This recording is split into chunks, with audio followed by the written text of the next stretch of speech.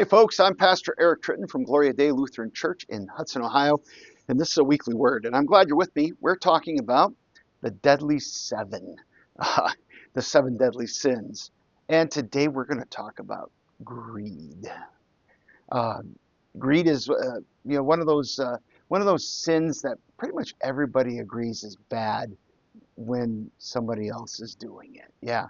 Um, Greed is, for I guess a simple definition, a continual desire for more, uh, to accumulate and to get more and more and more of usually money, but it could be other things as well. And greed is a gateway sin to things like stealing, hoarding, um, a host of financial misdeeds, all kinds of unethical behaviors. And we do usually attach it to money and to wealth. Um, but you could apply it to other kinds of wealth besides money. Um, on the surface, like I said, most people are inclined to think of this as a, a generally bad thing, that being greedy is not good. Um, but I do think that greed is one of those ones that it's especially bad when somebody else is doing it. And probably when we see the ill effects on others, or if those ill effects fall on us.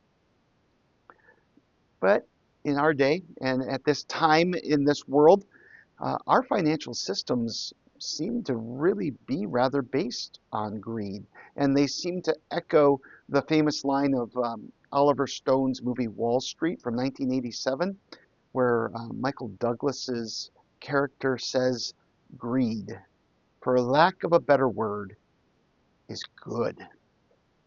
There is a pretty steady complaint in our world that the rich keep getting richer. And that it is actually demonstrable that the gap between the highest the highest income earners and the poorer end of life is further and further apart. That the rich and the poor are separated by a much larger gap than ever. But at the same time, when you look at those demographics regarding income at that lower level, it really seems like the majority of people have more wealth and more means than they ever have in the past, even at that lowest level.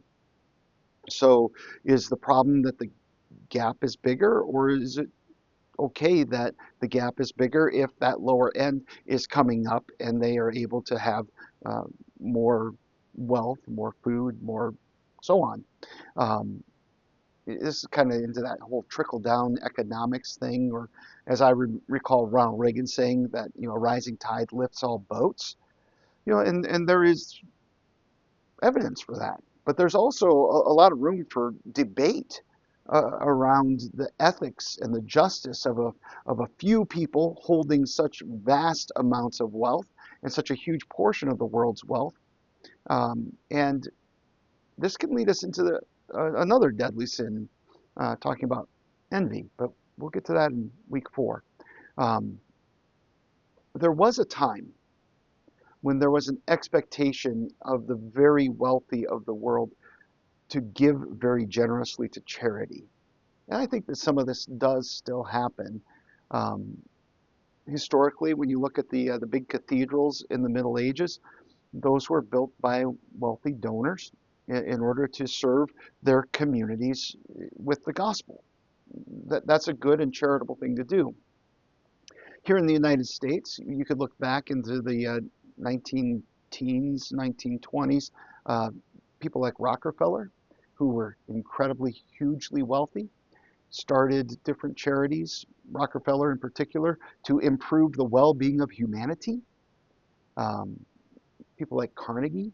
I remember seeing a picture of him in the library where I grew up in northern Michigan, and that was part of his charity, as he built libraries all across the United States.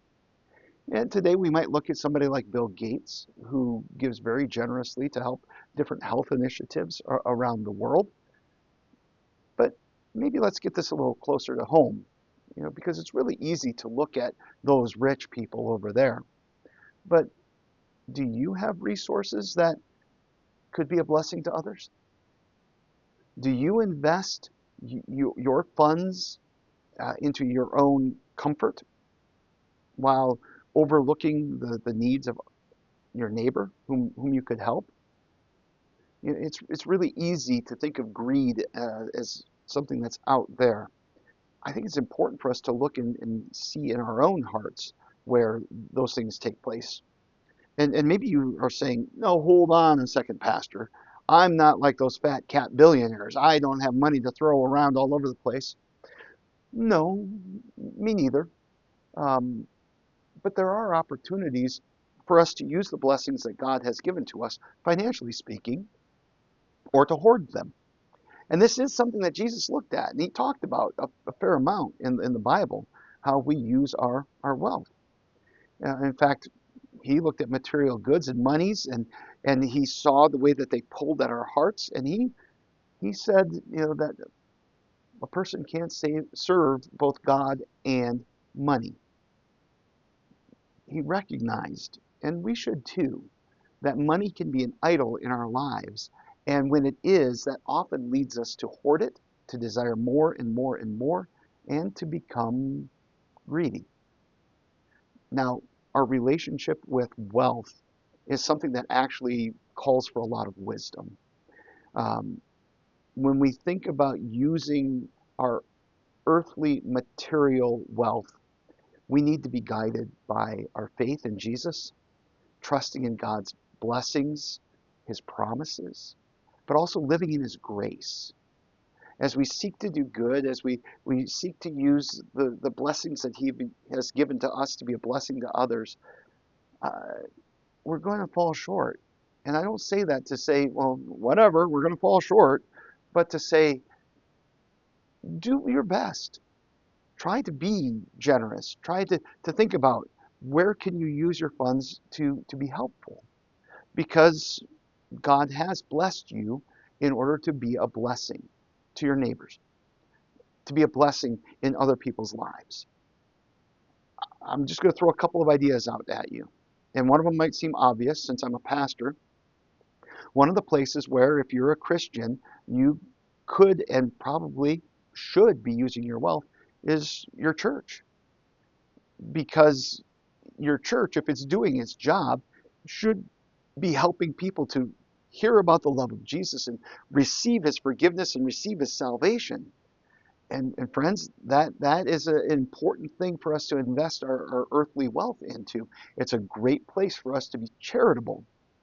And I think that this is one of the brilliant points of the tithe, because when we commit to give a significant portion of our wealth back to the church and thereby giving it to the Lord for his work, um, it speaks to our hearts in terms of what is the most important and where we're putting our faith and trust.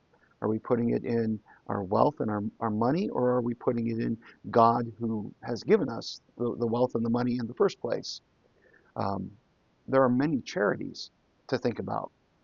There are people in our world who still struggle with hunger, even though that situation is much better than it was 50, 100 years ago, way better than it was 200, 300 years ago.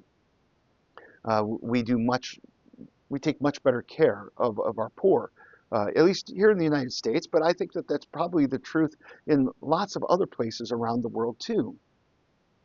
Um, but we can look to help people who have needs in their lives, who aren't able to make ends meet. It's good to donate to people who are getting started in this world, to help with immigrants who are coming to the country so that they can get on their feet and they can become part of that contributing society, um, to help people who are sick. One of the biggest places that people find themselves in financial trouble in the United States is when they have racked up a large amount of medical bills. We could be way more generous with people with their financial needs regarding medicine and the like. And we can look for those opportunities. And I think we can do that organizationally, but I think it's also beneficial to do that individually in the personal relationships that you have. to find people in your life that God has brought into your life to be charitable with them so that you have the opportunity to share the love of Jesus with them, to be a witness to them by your deeds and then through that relationship with your words. So when we think about greed, you cut it right down to its lowest level. Greed essentially is selfishness, which is kind of what pride is too, which we talked about last week. In other words, it's love that's turned inward on ourselves. It just happens to be in the financial realm. And what we want to do is to turn our hearts outward, to turn our love toward our neighbors through acts and deeds of charity. You know, in 1 Corinthians 13, there's that famous passage in the King James Version that says, now these three remain, faith, hope, and charity. And the greatest of these is charity, because charity ultimately is love that desires the best for the neighbor. And charity is at the heart of what you've experienced from God. That word that we translate charity in the King James is the same word that would say that God is charity or God is love. And our material wealth, our material holdings are tools for us to demonstrate love for our neighbor. So joyfully receive the blessings that God gives you. Use them. Enjoy them. Have fun. All of those wonderful things. But also consider how you can joyfully give so that you live in a right relationship with God, trusting in Him, but also joyfully give in order to be a blessing to others, to help them to experience the love of Jesus, and to help them to have the things that they need to have a good life. Because, well, love turned outward does that. So thanks for being with me today. I hope that this was helpful for you as we continue talking about the deadly seven. Next week, we're going to take some time and talk about, it's going to be interesting, lust. And we'll chew on that topic next week. And come again, like, share, help other people to find it. God be with you.